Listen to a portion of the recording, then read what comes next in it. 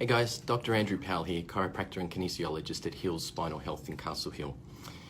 Today we're going to talk about bloating. So when I asked you guys to submit your questions or anything you really wanted answered, one of the main conditions that came up to focus on was bloating in the digestive system. You know, that real kind of uncomfortable bloated feeling that some people get after they eat, some people just have all the time.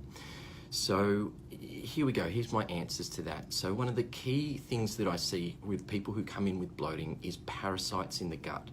It's one of those things that we associate perhaps with, third world travel and that sort of stuff, but I can tell you it's actually extremely common. We find that most people who come into the clinic have some level of parasite issues going on in the gut, and often, multiple ones at once. So often symptoms that you have parasites, you'll be experiencing bloating, discomfort, and often bowel symptoms, loose bowels, diarrhea, sometimes alternating constipation and diarrhea, that kind of stuff. So number one for bloating, I would suggest, is parasites. Probably the number two cause that we see is fungus, fungal overgrowth in the gut. Due to, antibiotics, even just antibiotic residues in meat, things like that. You may not have taken antibiotics, but there's a lot of things that disrupt our bacterial, microbiome in the gut. And so many people I see have fungal problems. The way that often you'll know if this relates to you is not just that you'll be bloated and gassy, but very commonly you'll find that you're not completely satisfied by food.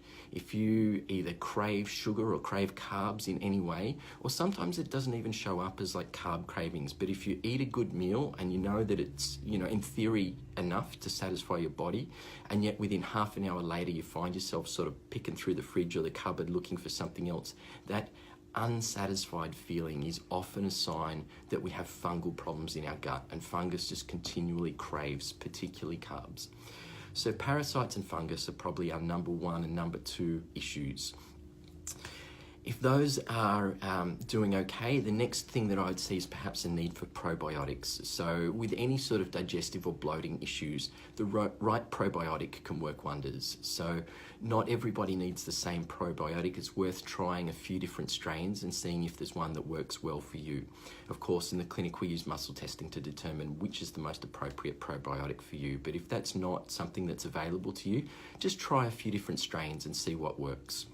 Be aware that many people are intolerant to lactose, and many probiotics are grown on a lactose medium. So even though in theory they don't contain any lactose, I've found that if people are really sensitive, they'll still react. So you might make sure that one of the probiotics you consider is a dairy-free probiotic. If none of those things have solved the problem, then often what we're seeing does come down to foods. Very commonly we are reacting to one or more of the foods that we eat. So really common ones in this category are wheat and dairy. They're probably the most common, but also things like corn, soy, even rice, any grains can cause reactions, and really any food can cause reactions. The best way to identify this is simply just to kind of keep a diary of how your digestive system feels, what you ate and how it felt. So if you find that you're experiencing bloating and digestive problems within half an hour to an hour of eating certain foods or of eating in general, well then you know that foods are likely a trigger for you. For many people, bloating comes from excess fermentation of carbohydrate in the gut. So just reducing the amount of carbs in your diet is often a really good place to start.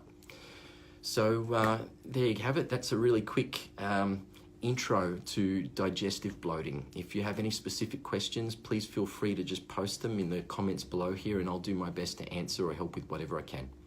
All right, thanks guys. Cheers.